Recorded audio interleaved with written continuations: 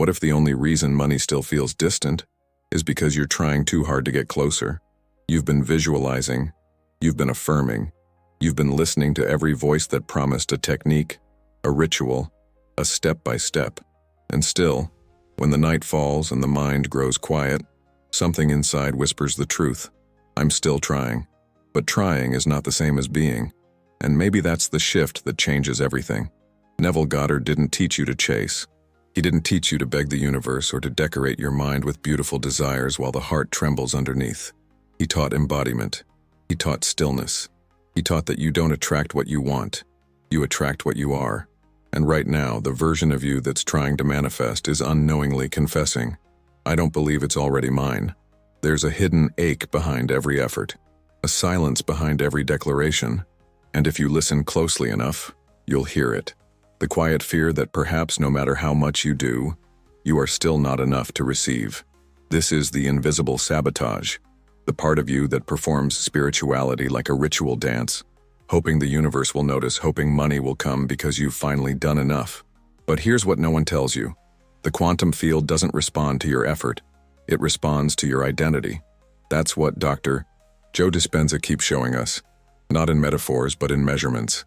When your brain and heart enter coherence, when thought and emotion synchronize, you collapse infinite probabilities into one single result. That result isn't forced. It's accepted, received, lived. So maybe the true key isn't one more affirmation. Maybe the most powerful thing you can do is nothing at all. Not the kind of nothing that comes from giving up, but the kind that arises when you've remembered you were already the answer you were waiting for. Imagine your mind like a device.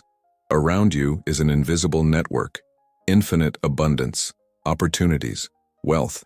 But unless you enter the correct password, unless your identity matches the signal, nothing downloads. You don't need to install new software. You don't need to beg the signal to come. You only need to log in. The password is, I already am. And that is the beginning of no longer asking, no longer performing, no longer proving, the beginning of receiving. There is a subtle tension that lives behind the words, I am manifesting. It's the vibration of someone still waiting, still hoping, still negotiating with reality. And every time you repeat a technique from that place, from that inner posture of effort, what you're really telling the universe is, I don't believe it's already mine. This is where most get stuck, not because they lack clarity, but because they remain trapped in the illusion of separation. They think the money is over there, and I am here. And this thought, seemingly innocent, is what delays everything. It's not your desire that creates the delay. It's the belief that your desire still needs to arrive instead of being something that has already been accepted, already assumed, already lived from. The Galatea effect explains something profound, that you rise or fall according to the expectations you set for yourself. And when your expectation is framed as, I need to become abundant, what you're unconsciously reinforcing is, I am not yet. Every repetition of manifestation techniques, if performed with anxiety, urgency, or doubt, becomes a mirror of disbelief. Every time you say, I want, the deeper vibration says, I lack. But what if you didn't need to want anymore? What if there was no gap between you and the version of you who already lives it? You see, the truth is simple, but it requires inner honesty. Trying to manifest is a confession that you don't yet feel it's yours. And that's not a flaw. It's a moment of awakening, a chance to stop dancing in circles and start dwelling in truth. From this awareness, a new way opens. You no longer ask. You assume. You no longer perform. You receive. You no longer chase. You remember. A king does not ask for his crown. He assumes the throne, not because he earned it in the eyes of the world, but because he knows it's already his by identity. You too are not here to prove yourself worthy. You are here to return to your inner throne, the one built not with effort, but with presence. The moment you stop trying to deserve it is the moment you start living as if it was never missing. It starts innocently enough. You find a phrase that feels powerful. I am wealthy. Money flows to me effortlessly. And you say it with hope, maybe even conviction. But after days, weeks, sometimes months of repetition, the numbers haven't changed. The anxiety still lingers. The doubts begin to creep in. And silently, Almost shamefully, you wonder, why isn't it working for me? This is where most spiritual seekers feel lost. They're told affirmations are the key, but no one explains the deeper truth. If your affirmations are louder than your inner belief, they become noise. Not music, not medicine, noise. Because what you say with your mouth must match what you hold in your body. Otherwise, your nervous system treats the statement as a threat. It doesn't feel like truth. It feels like a lie dressed in pretty words. This is cognitive dissonance, a tension between the outer declaration and the inner conviction. When you affirm abundance but carry a vibration of fear, your mind doesn't say yes. It flinches, it resists, it whispers back, but we've never seen that reality. We don't know how it feels. We don't trust it's safe.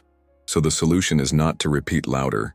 It's to get honest, to bridge the gap, not by force but by subtle alignment, step by step, belief by belief, not from impossible to perfect, but from possible to inevitable.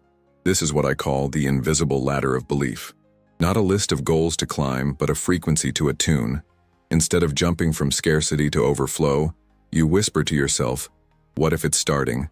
Then, what if I'm allowed? Then, what if I already am? And one day, without noticing, the affirmation becomes a reflection, not a performance. Your nervous system isn't listening to your words. It's listening to your congruence, to your tone, to your breath, to the pauses between each sentence where the truth either trembles or stands still. Because affirmations don't rewire reality. Emotional honesty does. And when you gently bridge what you say with what you feel, something opens. You're no longer spraying perfume on a burning house, trying to make things look beautiful while they feel misaligned. You're putting out the fire. You're rebuilding from the inside out. Let the affirmation become a remembrance, not a ritual. Let it rise naturally, like breath. Let it be something you inhabit, not something you repeat to fill the silence. That's when the words begin to work. Not because they convinced the universe, but because they stopped needing to. There's a subtle kind of pressure that's been dressed in spiritual clothing. The pressure to always feel good, always be light, always radiate positivity. It sounds noble. It sounds powerful. But beneath the surface, it often hides something very real. A quiet fear of feeling the full spectrum of your own humanity. This is the high vibration trap. The idea that only joy attracts abundance, that only certainty creates manifestation, that your shadow must be hidden in order for light to enter.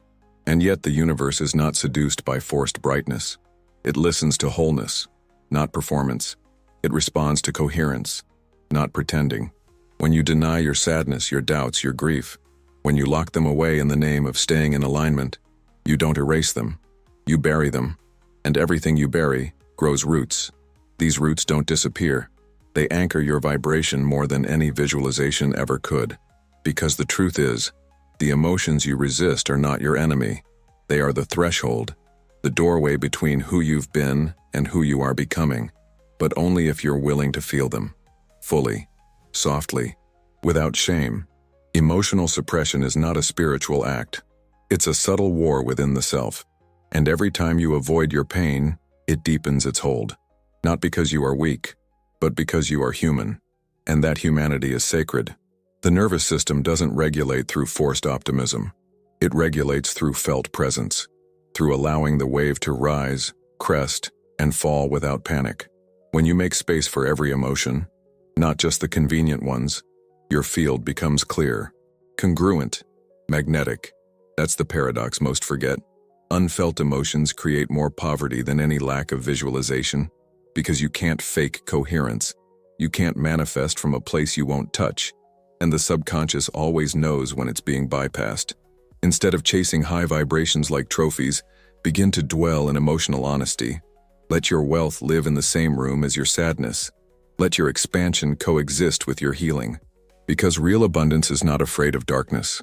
It includes it, integrates it, expands through it. Wealth doesn't need you to sparkle all the time. It needs you to be whole.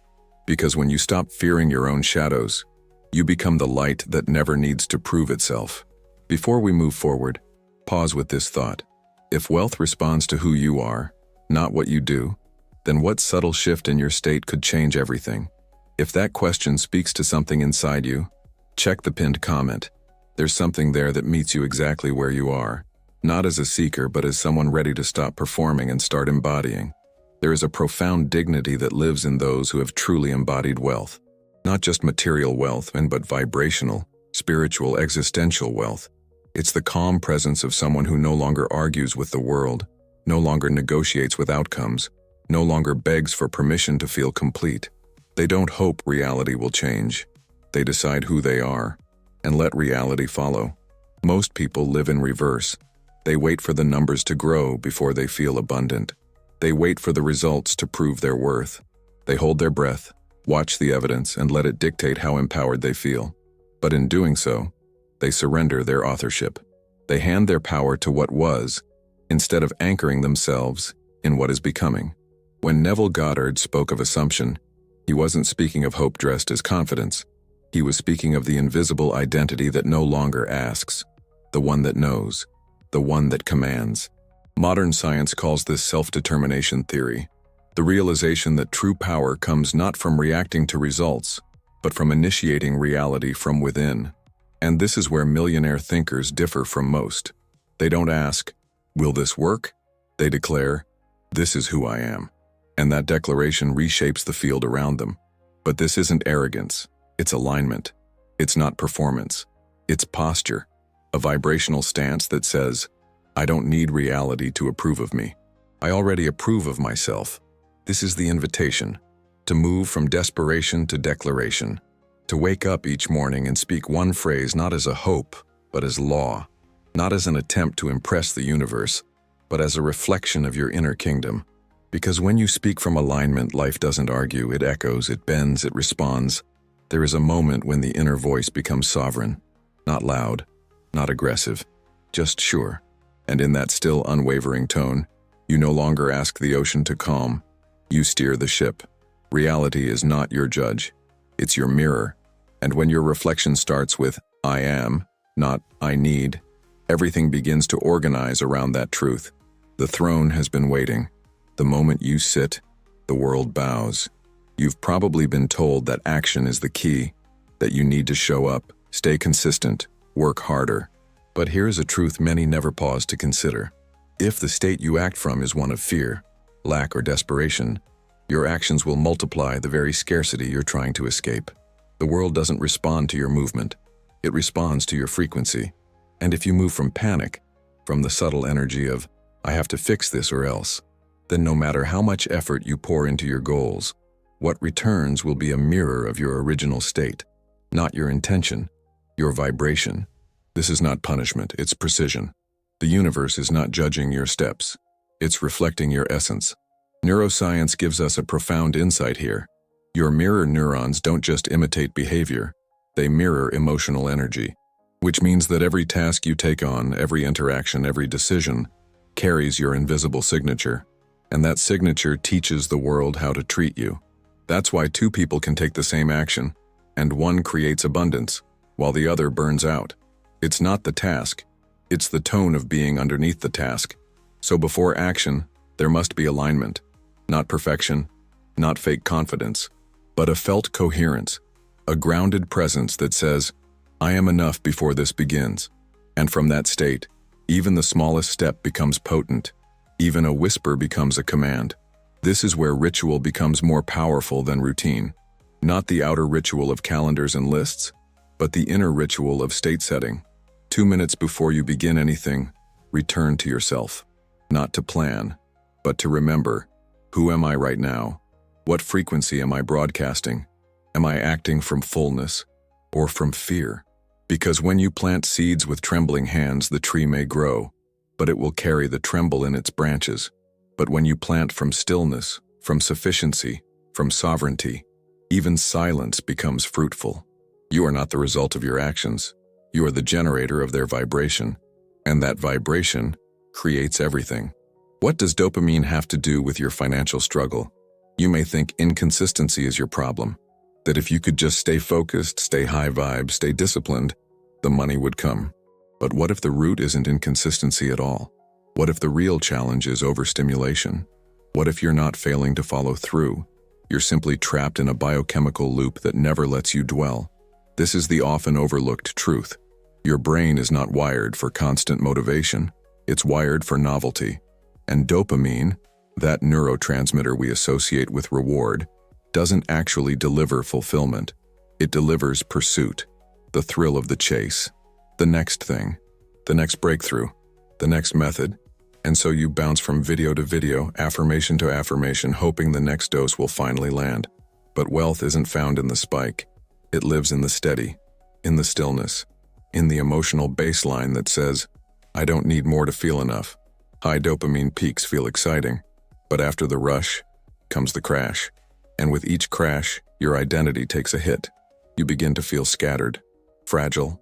You wonder why you can't stay consistent, not realizing that the real issue is that you've become chemically addicted to the new and emotionally detached from the now. This is why many never embody. They learn, they plan, they dream, but they never dwell. And embodiment, real embodiment, only happens when the nervous system stops chasing and starts resting in the feeling of it already being so. That's why your rituals must evolve, not to hype you up, but to anchor you down, to bring you back to presence, to make peace with emotional neutrality. Because true abundance doesn't always feel like fireworks. Sometimes it feels like a quiet knowing, a soft fullness in the chest, a moment where nothing changes externally, but internally everything shifts. You're not planting too few seeds. You're planting too many and watering none, always beginning, rarely abiding. And not because you're weak, but because your system has been trained to equate movement with meaning. But money doesn't respond to scattered intention. It responds to consistent identity. And that identity isn't built in the rush. It's built in the repeat, in the simple, sacred act of showing up for your embodiment again and again. Not because it's new, but because it's real. And in that steadiness, wealth recognizes its reflection and returns home. There is a kind of wealth that doesn't announce itself. It doesn't chase attention. It doesn't scream success. It simply radiates from a place so still, so certain, that the world cannot help but respond.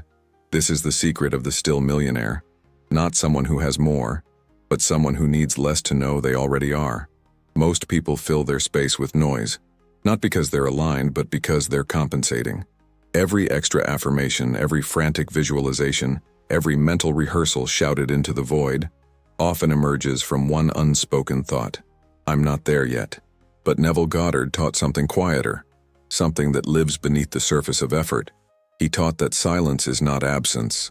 Silence is the portal, the sacred space where assumption takes root, unshaken, unbothered, unannounced. You don't need to speak your wealth into being when you've already become the version of you who has nothing left to prove. In silence, there is power, not passive power, but sovereign stillness, a felt presence that declares, it is done without a single word. And this isn't a silence of suppression. It's a silence of certainty, the kind that doesn't need external validation because it's already touched the inner truth. This is where your transformation begins to crystallize, not in the next breakthrough, but in the moment where you sit quietly and dwell in the frequency of what already belongs to you. When you stop needing to be heard, you start becoming felt. And the universe always responds to felt reality, not verbal requests. Stillness is not a lack of energy. It's a refinement of energy, a sacred containment. And when you can sit in your wealth, not as a wish, but as a felt identity, even before a dollar shows up, the current of abundance begins to flow through you. You become magnetic, not because of what you do, but because of what you no longer resist. Remember, real gold doesn't shout. It simply shines. So must you, not to be seen, but because shining is what happens when you remember that nothing was missing. And in that remembering, the silence becomes louder than any affirmation. The stillness becomes the signal. And wealth, at last, has somewhere to land. He had done everything by the book. The ads were running. The funnels were optimized. The content was constant. And yet, the results always danced just out of reach. Leads came, but conversions dropped. Inquiries rose, but payments stalled. It felt like swimming in circles, expending energy but going nowhere. Then something in him broke open, not from defeat, but from exhaustion.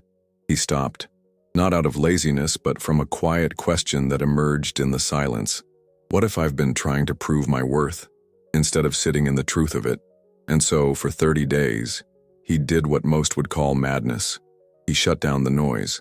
He paused every campaign. He didn't tweak his offer. He didn't chase a new strategy.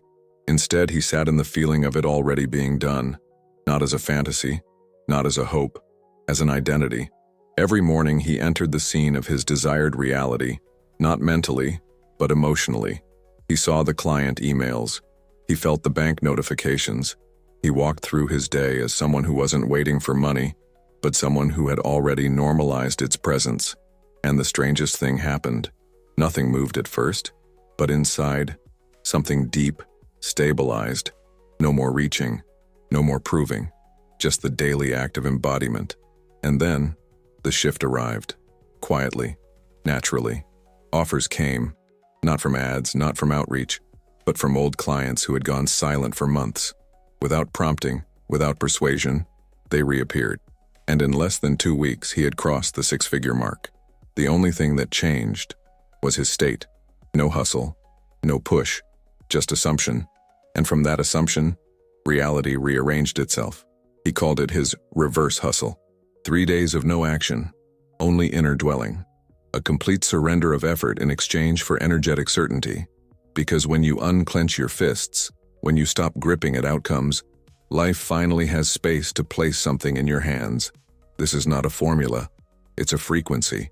And once embodied, it doesn't just shift your bank account, it redefines your entire relationship with reality. Abundance doesn't rush, it responds, and in his stillness, it found its way back. Not because he forced it, but because he remembered what most forget.